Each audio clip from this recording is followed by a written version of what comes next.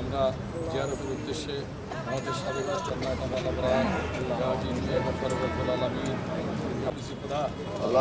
আমাদের দোয়াগুলো কবুলার মঞ্জুর করেন।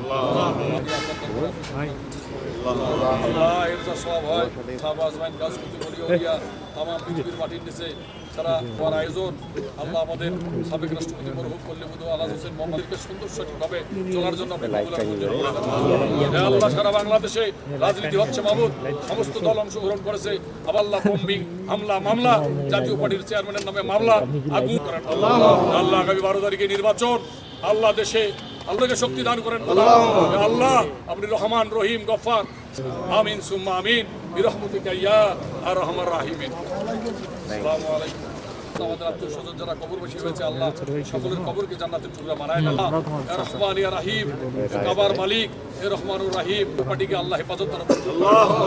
আল্লাহ জিএম কাদের স্যারকে দিয়ে আল্লাহ আজকে বাংলাদেশের মানুষ দিশাহারা। আল্লাহ কোন মানুষ ইব্রাহিম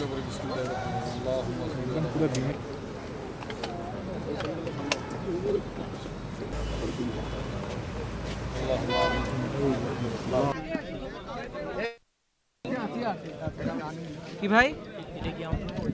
না না না যায় না, ওটা বিজয়ের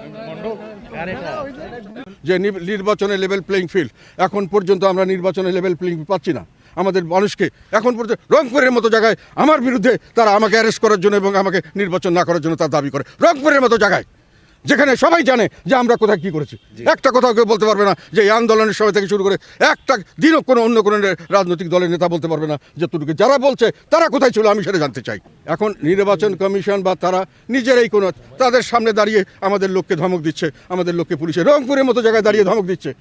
কোথায় নির্বাচন কমিশনের কী ক্ষমতা আছে আমরা দেখতে চাই। আর রাস্তা পথে তারা কি করবেন? তাদের তো নিজেদের অভিযোগ রক্ষা করতে পারেন না। এখন গ্রামে গঞ্জে প্রায় 42-43 হাজার ভোট সেন্টার হবে, তাদের বুথ হবে 2-2.5 লক্ষ বুথ। কয়টা তারা কীভাবে সেভ করবেন আমরা জানি না। পুলিশ আগে দেখলে মানুষে ভয় করতো, এখন পুলিশকে পিটিয়ে মারা হচ্ছে, পুলিশ ভয়ে পালায়। আজকে র্যাবের মতো র্যাব যেখানে, সেই র্যাবকে পিটিয়ে মারা হচ্ছে এবং তারা কোনো কিছু করতে পারছে না। কাজে আপনি কিভাবে নিরাপত্তা দিবেন, কিভাবে ভোটারদেরকে নিরাপত্তা দিবেন, কিভাবে প্রার্থীদের নিরাপত্তা দিবেন, এটা আমার কাছে এখনও আমরা নিশ্চিত নই। ভবিষ্যতে আমরা দেখব যে গণভোটের বিপক্ষে অবস্থান নিন, আপনাদেরকে বোকা বানিয়ে একটা সরকার গঠন করা হচ্ছে। এবং এই সরকার, আমরা এখনও আবার বলছি, বর্তমান সরকার নিজেই স্বীকার করেছেন যে তারা একটা ম্যাটিকুলাসলি ডিজাইনড একটা আন্দোলন হয়েছে, এটা তারা খুব সুনিপুণভাবে পরিকল্পিত করেছেন। তো এইটা তারা করছে মানে হলো এই যে যারা বলছে ম্যাটিকুলাসলি ডিজাইনড, তারা বলতে চাচ্ছে তারাই শুধু করেছে আন্দোলন, আর কেউ করে নাই।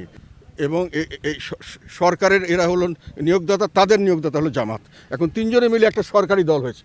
এই সরকারি দল এখন চাচ্ছে যে ইলেকশনের যে রেজাল্ট আমরা কারচুপি করে যাই হোক, আমরা যদি ভালো করতে পারি ভালো করলাম, না করতে পারি কোনো অসুবিধা নাই, আমরা একটা রিভলিউশনারি গভর্নমেন্ট করব, আমরা একটা বিপ্লবী সরকার করব। সেই সরকার আমাদের হবে, সেখানে ইন্টারিম গভর্নমেন্ট থাকবে, তাদের নিয়োগদাতা থাকবে, নিয়োগদাতার যে নিয়োগদাতা এবং গার্জেন তারা থাকবেন। এটা মিলে তারা একটা কনস্পিরেসি, আমি আশঙ্কা করি এক ধরনের এটা একটা ষড়যন্ত্রমূলক ব্যবস্থা।